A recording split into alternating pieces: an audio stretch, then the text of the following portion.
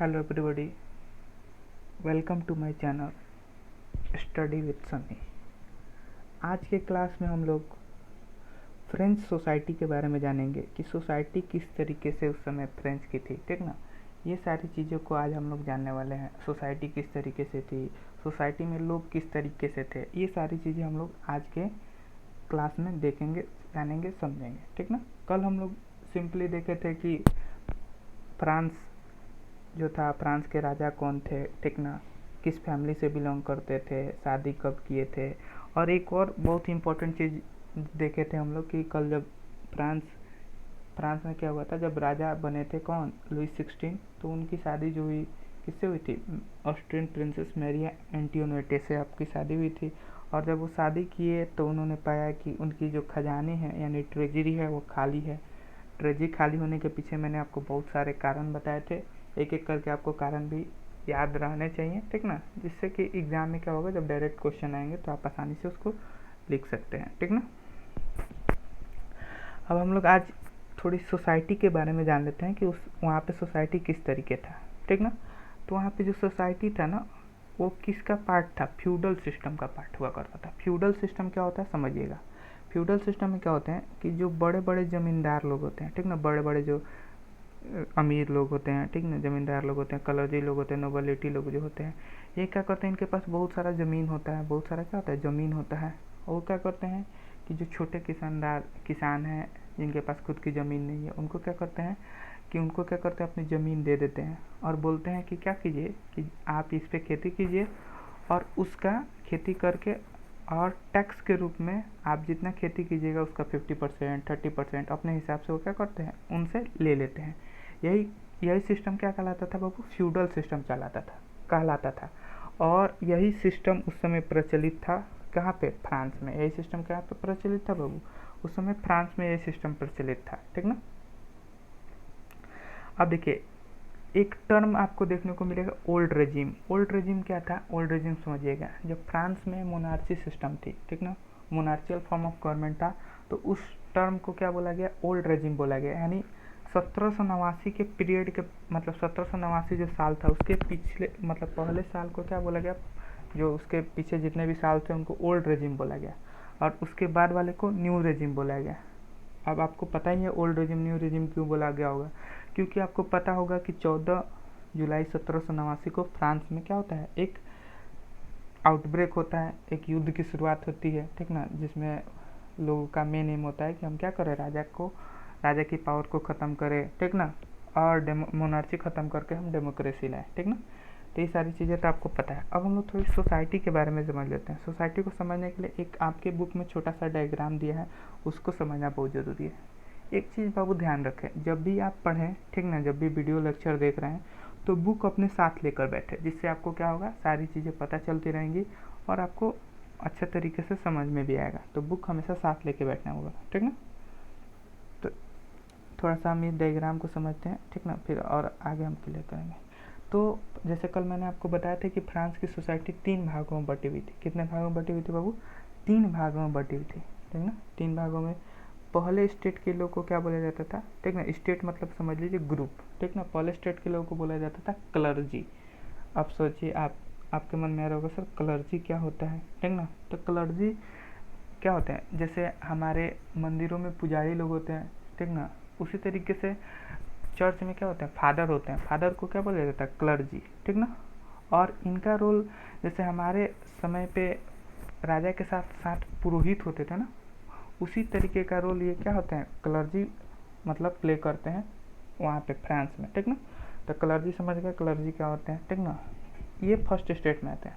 Second state में nobility. Nobility क्या होता है बाबू, नोबिलिटी मतलब राजा के जितने फैमिली वाले लोग हैं, ठीक ना, रिश्तेदार वगैरह हैं, ये सब किस में आते हैं, सेकेंड स्टेट में आते हैं। ठीक ना, और ये जो 2 स्टेट्स हैं, ठीक ना, जैसे मैंने कल आपको बताया था कि मात्र एक ही स्टेट के लोग टैक्स पे करते हैं, वो थर्ड स्टेट है। ठीक ना, बाकी ये इनको प्रिविलेज पता, कल मैंने बताया था ना कि इनको प्रिविलेज है ना, तो मैंने कल बताया था, तो इन्हीं दोनों लोगों को क्या होता है, टैक्स देना नहीं पड़ता है। ठीक ना, इनको टैक्स देना नहीं पड़ता है, केवल ये थर्ड स्टेट के लोग टैक्स पे करते हैं। ठीक ना, तो इसी से आप समझ सकते हैं कि कितनी ज़्यादा यहाँ पे क्या थे, डिस्क्रिमिनेशन था, किस तरीके का यहाँ पे सिस्टम था। ठीक ना, आप थर्ड स्टेट में समझिएगा, थर्ड स्टेट जिसमें सबसे ज़्यादा लोग होते थे वो समझेंगे थर्ड स्टेट में क्या होता है। थर्ड स्टेट में सब लोग गरीब नहीं थे, ठीक ना, थर्ड स्टेट में सब लोग गरीब नहीं थे।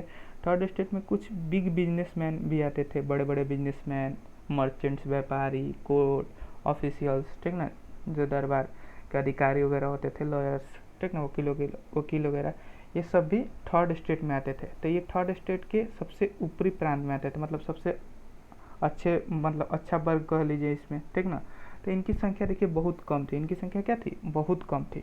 फिर आते थे पीजेंट्स और आर्टिशियंस, ठीक ना, इन माने कि इनको 3 भागों में बांट दिया जाए, थर्ड स्टेट को फिर से क्या किया जाए, 3 भागों में बांट दिया जाए। तो पहले में आते थे कौन, ये big businessman, merchant, court officials, lawyer, city, ठीक ना, ये थोड़ा सा, ये उतने गरीब नहीं थे, इनके पास पैसा था, ठीक ना, पढ़े लिखे थे, तो जाहिर सी बात है इनको समझ थी, ठीक ना। इनको जो फर्स्ट स्टेट सेकंड स्टेट के लोग थे वो थोड़ा इज्जत रिस्पेक्ट वगैरह भी देते थे। सेकंड में आते हैं पीजेंट्स एंड आर्टिसन, ठीक ना, ये ऐसे लोग हैं जो क्या है, मतलब इनके पास खुद की ज़मीन थी, थोड़ी बहुत ज़मीन थी, ठीक ना, थोड़ी बहुत ही ज़मीन थी, ज़्यादा ज़मीन नहीं थी, ठीक ना, जिस पे ये लोग अपना काम वाम कर लेते थे, ठीक ना।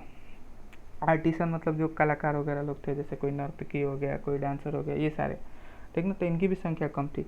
और ये जो तीसरा वर्ग है, ठीक ना, ये समझिएगा सबसे इम्पोर्टेंट, ठीक ना, और सबसे ज़्यादा टैक्स इन्हीं को पे करना पड़ता था, जो कि है स्मॉल पीजेंट, लैंडलेस लेबर और सर्वेंट, ठीक ना, मतलब छोटे किसान, ठीक ना, या लैंडलेस लेबर यानी जिनके पास ज़मीन ही नहीं है, सर्वेंट, नौकर, ये लोग थर्ड स्टेट के सबसे लोअर स्टेटा में आते थे, ठीक ना, थर्ड स्टेट के सबसे लोअर स्टेटा में ये लोग आते थे, समझ में आ गया ना।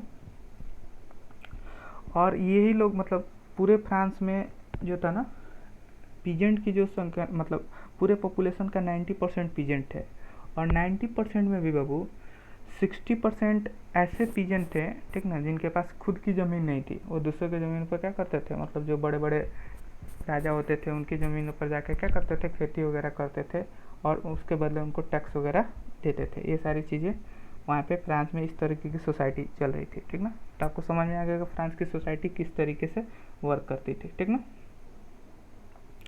अब देखिए, जैसे यहाँ पे दिए कर कि the member of the first two state that is clergy and nobility enjoyed certain privilege by birth.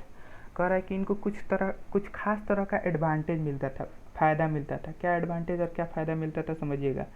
सबसे पहला एडवांटेज तो इनको, सबसे पहला और सबसे प्रमुख एडवांटेज फ़ायदा ये था कि इनको कोई टैक्स नहीं देना था, कोई टैक्स स्टेट को नहीं देना होता था, यानी राजा को इनको कोई टैक्स नहीं देना होता था, ठीक ना। सबसे बड़ा फ़ायदा हो गया बाबू, टैक्स नहीं देना है, मतलब आराम से जो भी पैसा कमाए, जो भी पैसा कमाए उसको आसानी से खर्च कर सकते, कोई टेंशन इनको नहीं था।